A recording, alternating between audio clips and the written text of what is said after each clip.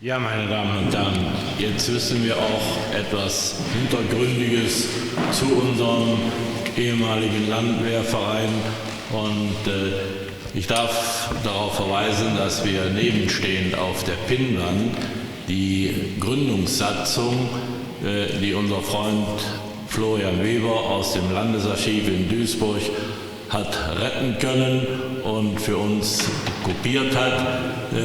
Und Sie sehen dann auch ein paar Porträts. Das eine haben Sie schon eben gesehen von Herrn Blanke, der Kreisvorsitzende war. Das war im Kreisarchiv noch zu ermitteln, aber alles andere, Satzung und dann die Personen, die den Verein gegründet hatten, waren eben halt Gegenstand der Satzung, die im Landesarchiv gefunden wurde.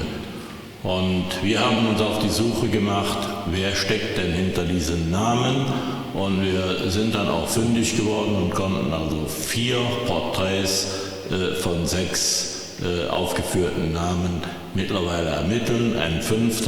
wird womöglich dazukommen, aber da arbeiten wir noch dran. Und wenn wir dann auch in der Charakteristik, und ich darf dann empfehlen, unsere Broschüre, die wir anlässlich dieses Fahnenfestes herausgegeben haben, da ist auch nochmal drin beschrieben, welche Personen welchen Beruf hatten. Also der Vorsitzende des Schafhausener Vereins, das war ein Maurer. Der stellvertretende Vorsitzende, der Hermann Baumgarten, das war ein Ackerer, wie man das so damals nannte, also Landwirt, Ackerer und Holzschuhmacher.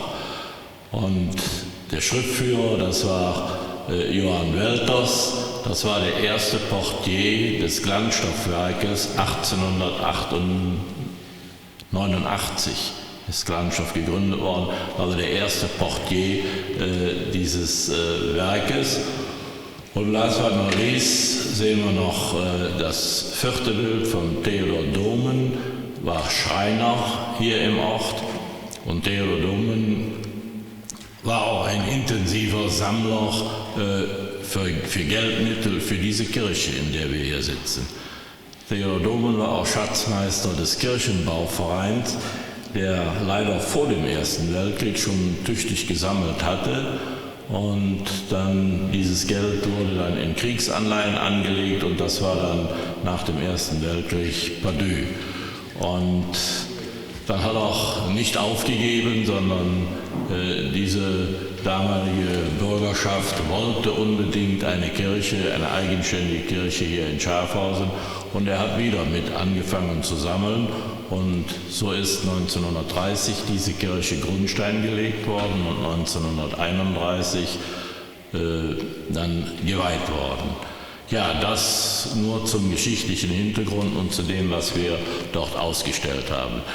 Ja, wir haben 3 Referate, Impulsreferate gehört, und vielleicht hört uns jetzt Lukas Rinkens mit seiner Musik auf der Gitarre nochmal ein Moment des Erholens, sage ich mal, geben, und anschließend wollen wir dann, wenn gewünscht, ausgiebig diskutieren. Herzlichen Dank, und damit dürfen Sie alle sich frei bewegen, wie Sie es gerne möchten.